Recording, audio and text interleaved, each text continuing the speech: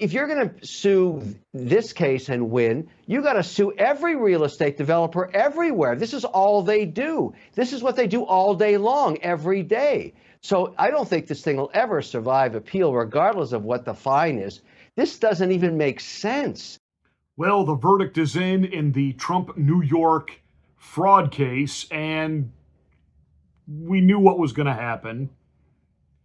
The timing of it, right on the heels as the district attorney in Fulton County in Atlanta, Georgia, is on her heels for her corruption, and she was the one that was going to have the big case to really bring down Trump.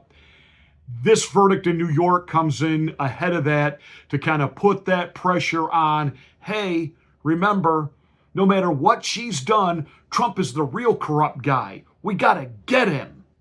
Yeah, that's what this is. Let's chat about it. Let's get ready to rumble! You can't handle the truth. Awesome, baby, to the top of the line.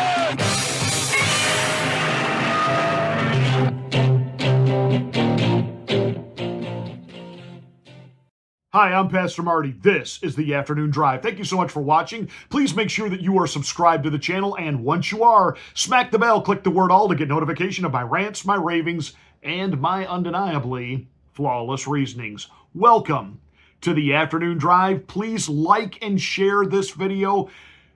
Get it on all your social media platforms, a link to here. That's how we spread the word that we're doing what we're doing, because we certainly know YouTube's not going to help us.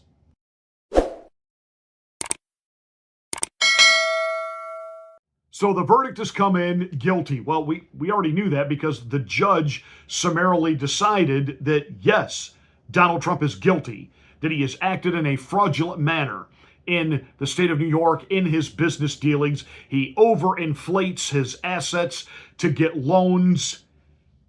And then what? He defrauded the banks? No, he paid all the loans back.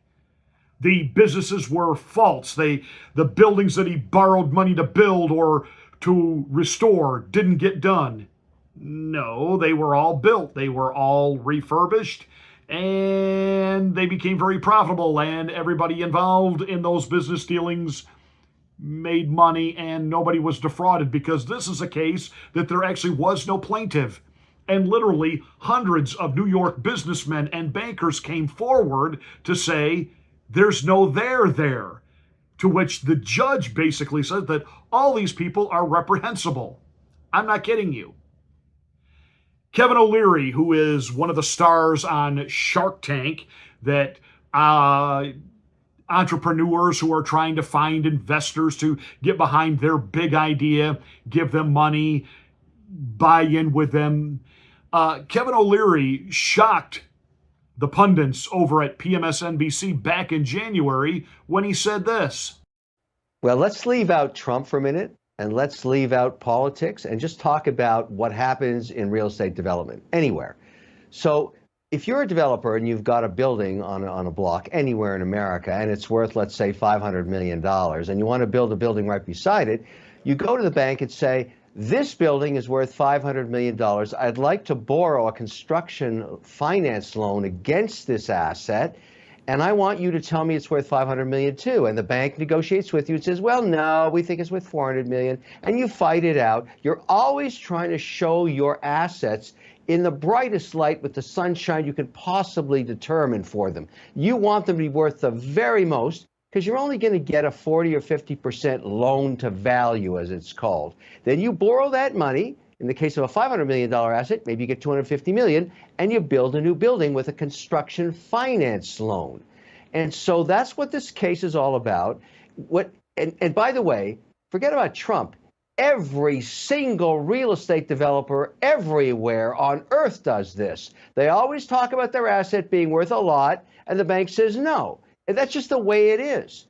So in this case, when I'm trying to figure out, and I'm not pro or con, or I don't care about the politics, who lost money? Nobody. The bank got paid back the construction finance loan, and a new building was built. And if you're going to sue this case and win, you got to sue every real estate developer everywhere. This is all they do. This is what they do all day long, every day. So I don't think this thing will ever survive appeal, regardless of what the fine is. This doesn't even make sense. And for the record, I'm pretty sure that Kevin O'Leary is not what you would call a MAGA Donald Trump guy, but he understands this is nothing more than an absolute political hit job, and every businessman, not just in New York, in the world, does this, and every bank does this. Remember, this was the judge that said, Mar-a-Lago's worth $18 million, but the vacant lot next door, not owned by Donald Trump, was for sale for like $500 million. Okay, so we know what this is, but Judge Energaran wrote this in what the New York Times and the Associated Press is referring to as his scathing assessment. Quote, "This is a venial sin, not a mortal sin." Is he a judge or a Roman Catholic priest? They did not rob a bank at gunpoint. Donald Trump is not Bernie Madoff. You know, Bernie Madoff, who ripped off literally thousands of people of tens of millions of dollars in his Ponzi scheme that was about putting money in his pocket, but not about actually doing anything. Let's see, Donald Trump has built buildings and developed real estate and launched businesses, and they've all been profitable. But the judge goes on, yet the defendants are incapable of admitting the error of their ways. I refer you again to what Kevin O'Leary said. And then he wrote this: Trump's lack of contrition borders on pathological. No, the only one that's pathological here is you, Judge. Have you looked at this guy? I mean, look at this guy's picture. He was always mugging for the camera when these proceedings were being televised. This guy absolutely looks like one of those guys that shows up in a city park wearing a raincoat, diddling himself under the raincoat, and then flashing women and children as they walk by. I mean, he is a creeper, and he just gives off the total perv vibe. I mean, just a corrupt individual.